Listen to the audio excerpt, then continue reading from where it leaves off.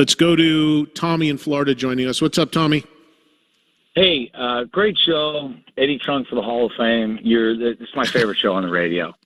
Thank you. I was listening to, you played the Mick Mars song the other day, and something just kind of hit me, and I really wanted your take on it. It sounded like a strange song coming from nothing like I would have expected from ex-Motley Crue guitar player. And I think it just kind of led me down a rabbit hole thinking about why I think newer music kind of struggles a little bit, and see what you think about it. There's no defining sound for any given period of time. Take the band Rush. Their first album, they have the song Working Man, which is kind of sounds like it's just right off of like Zeppelin 4. But then 10 years later or so, you got Subdivisions, which totally sounds like a song from the early 80s. If I asked you, if I played a song, a rock song that you'd never heard before from, like, let's say 2003, and then played one from 2013, and then played one from 2023, I bet you, and you've never heard those bands, never heard those songs, I'll bet you couldn't tell me within 5 or 6 years of when they came out. But if I played a song from 1977 that you'd never heard, you'd be like, that sounds like late 70s. And I think that the newer music struggles from not having a defining, like, there's nothing like, oh yeah, that sounds like, you know what I mean? Like, for example, early 90s alternative. It's like it just screams at you, that's Seattle grunge, right? Yeah, but it all sounds the same. That a lot of that stuff sounds the same too. There's all those cookie cutter copy bands that came out on every scene, actually. Yeah, I know, but what I'm saying is like Whitesnake 87 doesn't sound anything like Bush or, you know, STP. But in like early 80s Motley Crue doesn't sound like late 80s Motley Crue. But like some band from, like you, last example, you played a song from one of those all-girl bands, Plush or something. I think it was them. And I never heard anything they've done. And I said, this is going to sound just like that Evanescence band. And sure enough, I was like, I could not tell them apart. Okay, so what is, Tommy, your connection to Mick Mars and all of this? What are you saying? Are you saying that Mick tried something different or didn't? No, Mick Mars played the song, and I go, this sounds like everything that's come out for the last 25 years. It didn't sound like something that he would do. And I'm like, it's like, I don't know, maybe I'm not listening to it enough. Maybe I'm not listening to the material enough. But it just, I kind of wanted your take and see what you thought. No. Well, you're not off base with that at all. I mean, I do, and I actually brought this up to Mick. I don't know if you heard the interview when he was on, but again, on the app. Yeah, I heard it. Yeah, and the thing is, I got to run, Tommy. Thank you. The thing is that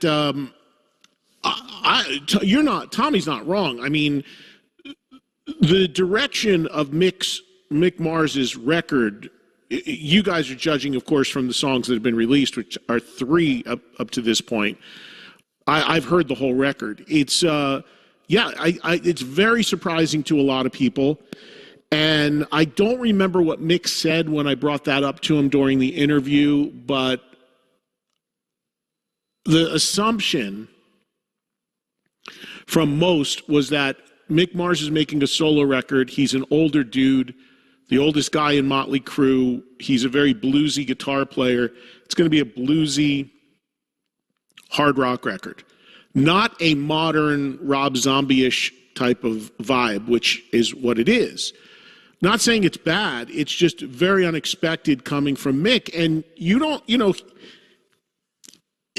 a guy like Mick Mars, I mean, clearly that's the record he wanted to make. It's not like somebody's in his ear, a manager or a label or someone saying, you got to go to a modern direction. It's what he wanted to do. I think that maybe that's a side of him that he never really got to express, so he decided to do it with making new music. One of the things that happens, which is just the worst thing you can do, and I'm not saying Mick did this for this reason, but there are a lot of times, and this goes back for decades, where artists will make new music. If they've been around 10, 20, 30 years, they'll make new music and produce it and write it and try to make it sound like what's happening now to sound current and to match what's getting played on the radio. That never works. It never works. because everyone knows who the artist is. They know it's not genuine. And again, sadly, age is a huge factor in this industry as far as how things are looked at and what gets airplay and what doesn't. There's absolutely discrimination against older artists at most levels, especially rock, if you're trying to get airplay. For whatever reason, I'm just telling you it's a thing. I don't agree with it, but it's a thing. So, I think Mick, this is just a record that Mick wanted to make. I think he spent so much time on it. It's just what he wanted to make. And I understand Tommy's point about stuff not changing that much. Last night I was clicking around on YouTube for a while, just killing some time in my hotel, and I was watching a bunch of videos, all from, I guess the time frame would have been like mid-90s. And most of the stuff all did have a very similar sound. A lot of it I loved, by the way.